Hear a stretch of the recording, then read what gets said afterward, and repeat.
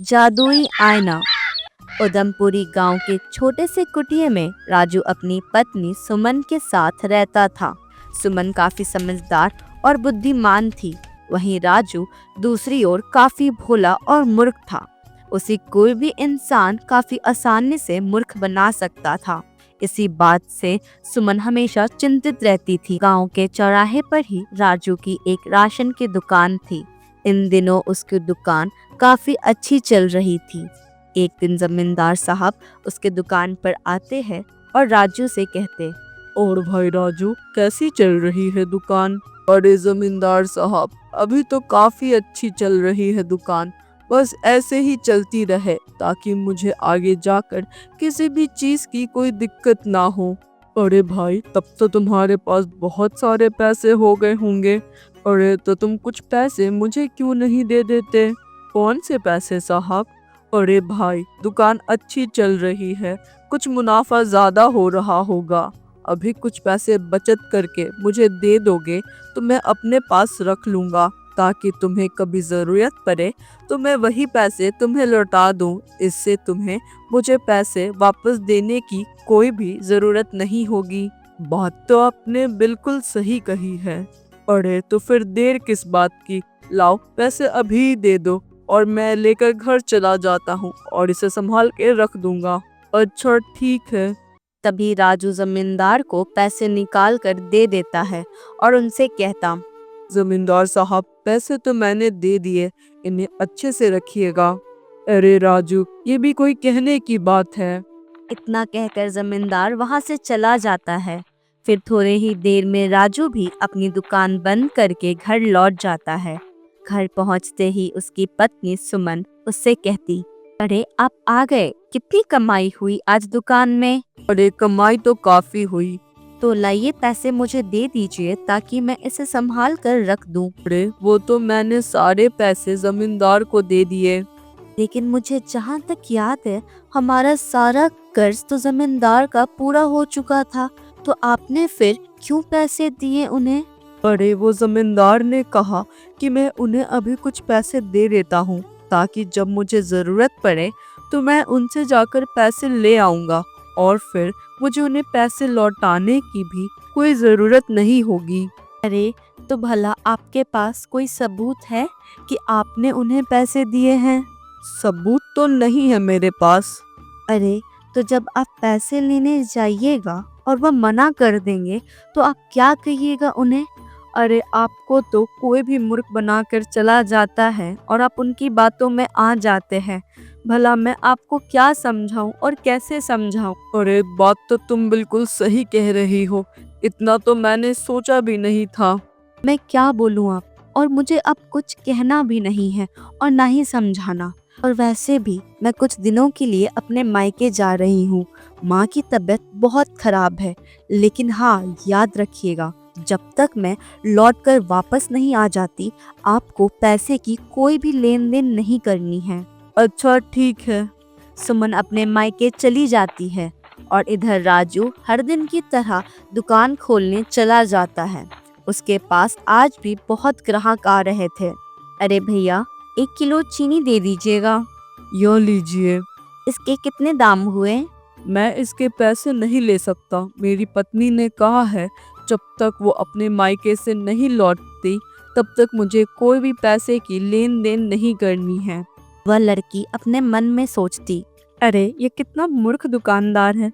इसकी पत्नी ने भला यह थोड़ी कहा होगा कि अपनी दुकान की चीजें ही मुफ्त में लोगों को दे दो।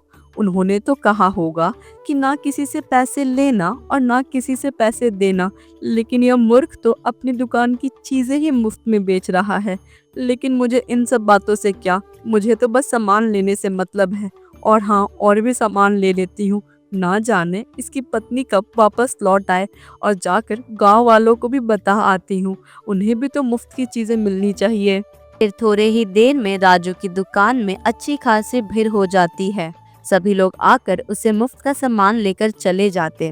राजू की अच्छी खासी सामान बिक गई थी। यह सिलसिला 3 दिन तक चलता रहा। जब तीसरे दिन सुमन अपने मायके से लौटी, तब राजू से पूछती है, कैसी चली आपकी दुकान इतने दिनों? अरे तुम्हें क्या बताऊं, दुकान तो इतनी अच्छी चली, आधा से ज्यादा सामान दुकान का बिक चुका है। अरे ये तो बहुत अच्छी बात है। तो लाइए पैसे मुझे दे दीजिए, मैं संभाल कर रख देती हूँ। अरे सुमन, भला तुम कौन से पैसों की बात कर रही हो? तुम्ही ने तो कहा था कि जब तक तुम मायके से नहीं लौट जाती मैं किसी से पैसे ना ले सकता हूँ और ना किसी को पैसे दे सकता हूँ। तुम्हारी इसी बात के चक्कर में मैंने किसी से भी 1 रुपया भी नहीं लिया अभी तक। क्या आपने दुकान का सारा सामान बिना पैसे के ही सबको दे दिया? अरे भला मैं यह थोड़ी कह कर गई थी कि अपनी दुकान की चीजों को बेचने के बाद भी पैसे नहीं लेने हैं। मैं तो यह कह के गई थी कि अब आप किसी को पैसे मत देना और ना किसी से लेना। मैं क्या समझाऊं आपको, मुझे तो कुछ समझ ही नहीं आता। कितने मूर्ख हो आप। सुमन, मुझे माफ कर दो। मुझे मालूम है कि मैं तुम्हें बहुत परेशान करता हूँ और मेरी बेवकूफ़ी के कारण तुम्हें काफ़ी कष्ट देता हूँ। अरे लेकिन तुमने अब यह सोचा है कि अब क्या करोगे? पैसे तो रहे नहीं, दुकान का सारा सामान भी बिक गया। अब कैसे चलाओगे दुकान? यह तो मुझे भी नहीं पता सुमन, अब मैं क्या करूँगा। आपने जो पैसे दिए थे जमींदार को, अब वक्त आ गया है कि आप जाकर उनसे वो पैसे मांग लाइए। इससे बड़ा कष्ट हमारे जीवन में क्या ही आएगा। वो पैसे मांग कर आइए और दुकान में वापस से सामान रखिए। तुम ठीक कहती हो। सुमन के कहने पर राजू जमींदार के यहाँ पैसे मांगने चला जाता है। वह जमींदार के पास जाता और उनसे कहता, जमींदार साहब, मैंने जो पैसे दिए थे आपको वो मुझे आप लौटा दीजिए। मुझे पैसों की काफ़ी ज़रूरत आ पड़ी है। कौन से पैसे राजू, ये तुम क्या कह रहे हो? तुमने मुझे कब पैसे दिए? अरे जमींदार साहब, कुछ दिन पहले ही तो दिए थे। तुम्हारा दिमाग ठीक भी है ना? या तुम क्या कह रहे हो?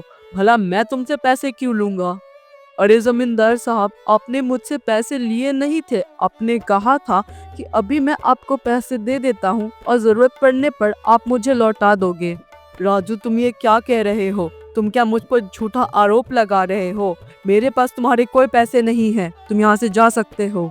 फिर जमींदार अपने आदमियों को बुलाकर राजू को उनके घर से बाहर निकाल देता है। फिर राजू उदास होकर घर चला जाता है। वो घर पहुंचकर सुमन से कहता, सुमन, तुम बिल्कुल ठीक कहती थी। जमींदार ने पैसे देने से मना कर दिया।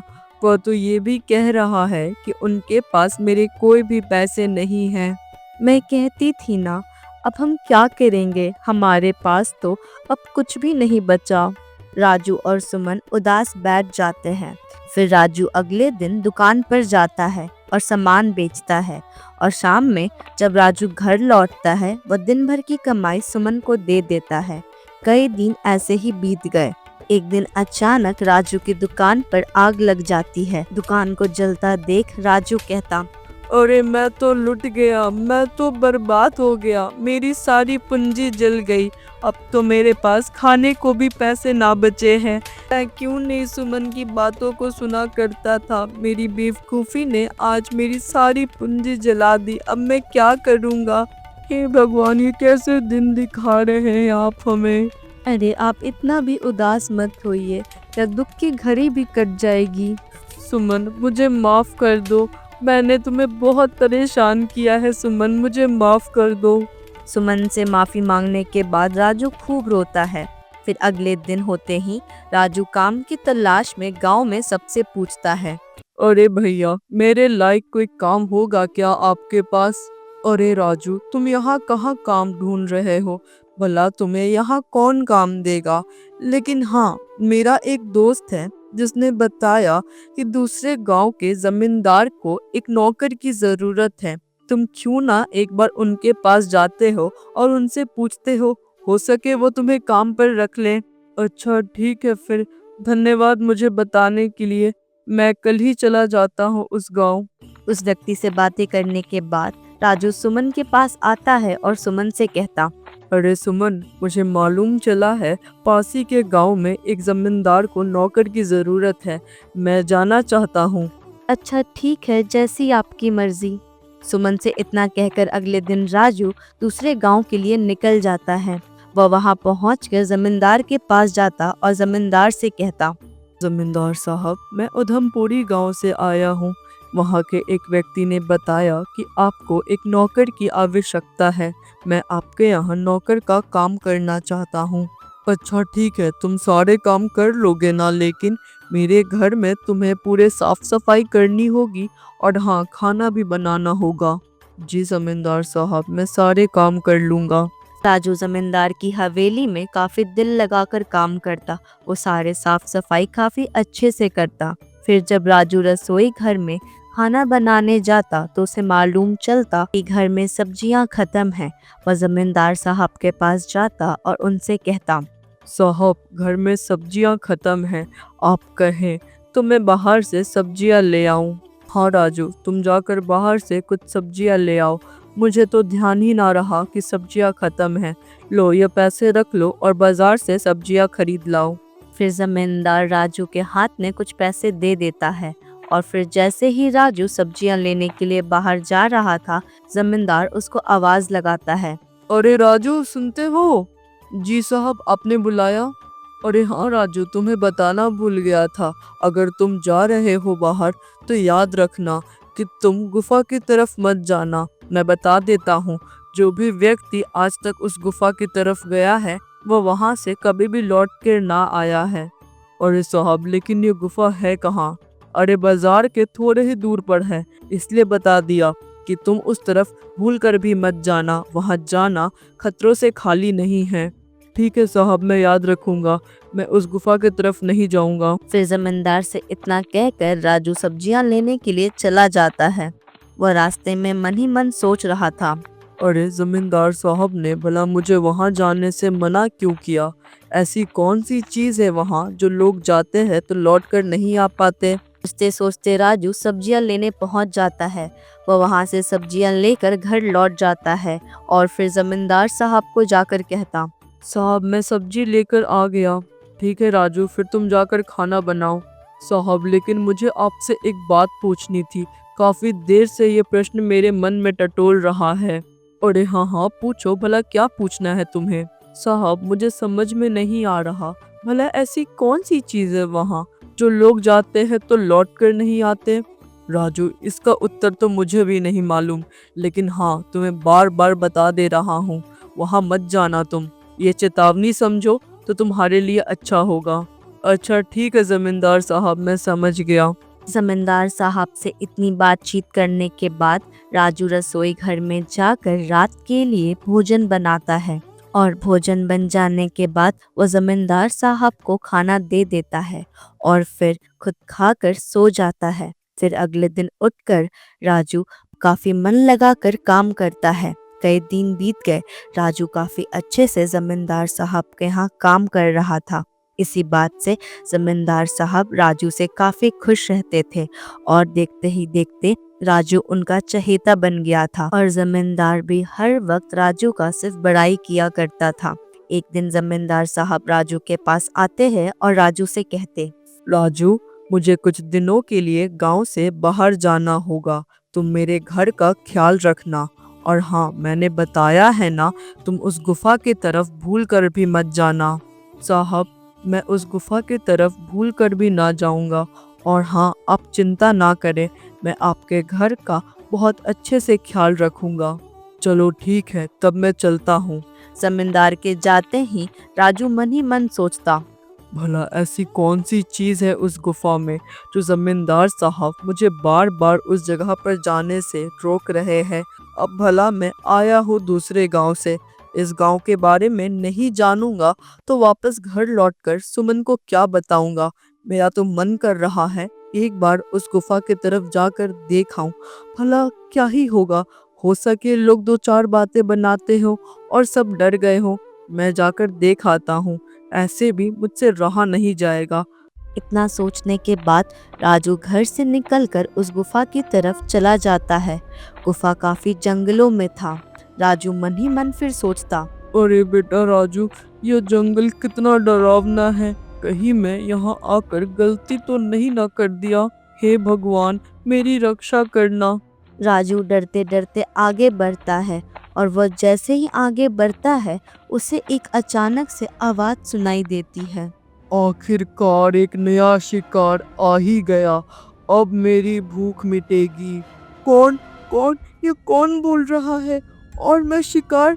मुझे माफ कर दो, मेरे से गलती हो गई। मैं यहाँ पर नहीं आना चाहता था। मुझे छोड़ दो, मुझे माफ कर दो। अरे इधर देखो, इधर तुम्हें मैं दिख जाऊंगा। आईने में देखो। राजू इधर उधर देखता है और फिर उसे एक आईना दिखता है जहाँ से आवाज आ रही थी। मेरे पास आ जाओ मेरे पास। राजू ना चाहते हुए भी उस आईने के पास खींचा चला जा रहा था और फिर देखते ही देखते वो आईने ने राजू को अपने अंदर ले लिया। अरे यो मैं कहाँ आ गया? यो कौन सी जगह है? मुझे बहुत डर लग रहा है। राजू आईने के अंदर वाली दुनिया में पहुंच जाता है। वह काफी डरावनी थी और राजू को काफी डर लग रहा था। यह जगह कितनी डरावनी है। मुझे बहुत डर लग रहा है। ना जाने मैं इस रास्ते पर क्यों आया, और अब तो ये भी ना मालूम कि मैं ये कहाँ चला आ गया। मुझे जमींदार साहब की बात मान लेनी चाहिए थी। हे भगवान, मेरी रक्षा करो। मुझे वापस अपने गांव जाना है। राजू अपने आप में इतना सोच ही रहा था कि उसे कुछ लोगों की आवाज आती है। अरे हमें बचा लो। कई सालों से हम इस जगह पे कैद है। कोई हमारी रक्षा करो। हमसे ये खूब काम करवाता है और ना करने पे हमें बहुत मारता है। हमें बचा लो। लेकिन आप लोग यहाँ पहुँचे कैसे? अरे हम लोग जंगल में आकर लकड़ियाँ काटते थे। एक दिन अचानक इस आईने के पास आए और तभी यह आईना ने हमें कैद कर लिया। और फिर कई लोग हमें ढूंढते ढूंढते यहाँ आए और फिर उस आईने ने उसी प्रकार उन सबको भी कैद कर लिया। लेकिन अब इस आईने से बाहर जाने का कोई रास्ता है, या फिर मैं भी इस जगह पर कैद हो जाऊंगा आप लोग की तरह? रास्ता तो बस एक ही है।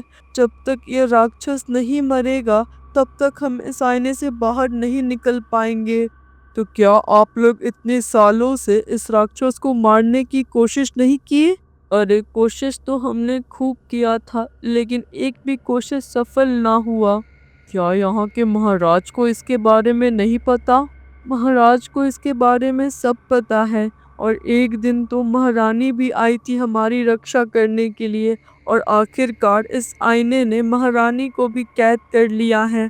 कैद होने के बाद भी वो आकर राक्षस को मारना चाहती थी। राक्षस को उसके बारे में पता चल गया और तब से महारानी को कहीं गुप्त जगह पर रखा गया है। आज तक महारानी को हमने उसके बाद नहीं देखा है। क्या आप लोग को मालूम है महारानी जीवित है, सुरक्षित है या भी कि नहीं? सुरक्षित है इतना तो हम जानते हैं, क्योंकि महारानी की कई बार आवाजें आई हैं चीखे चिल्लाने की, लेकिन कहाँ पर रखा गया है यह नहीं मालूम।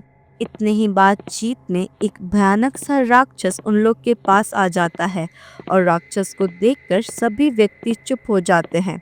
वह राक्षस राजू से कहता, आखिरकार कई दिनों के बाद एक नया शिकार मिल ही गया।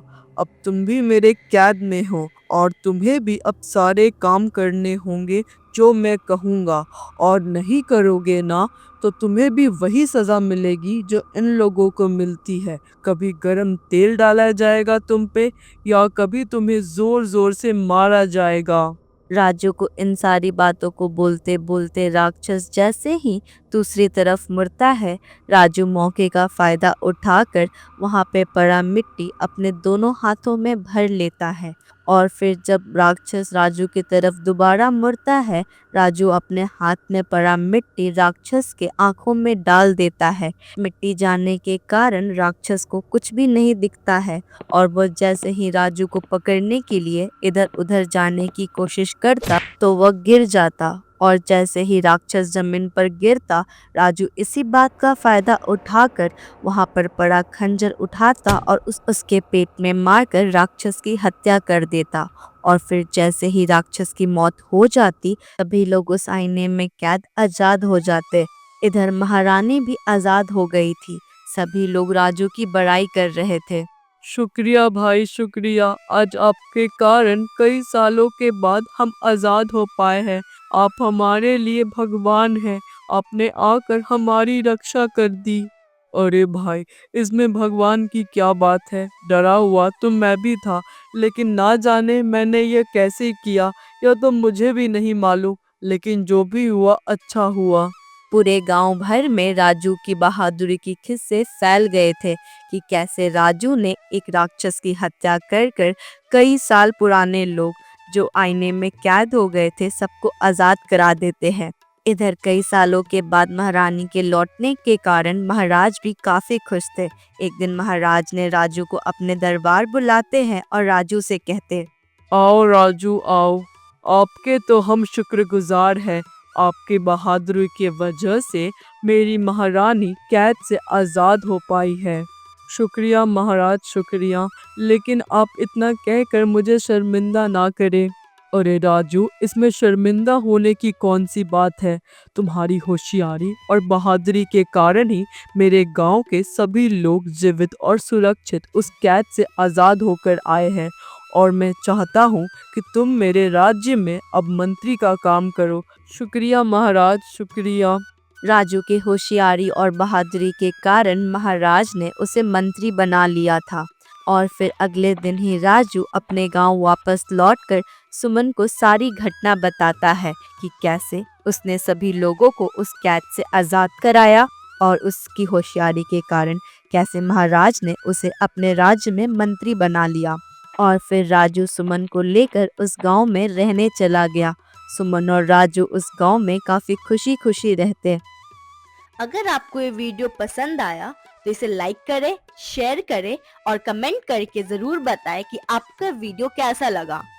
एंड प्लीज डू फॉलो हंगामा tunes for more such interesting videos.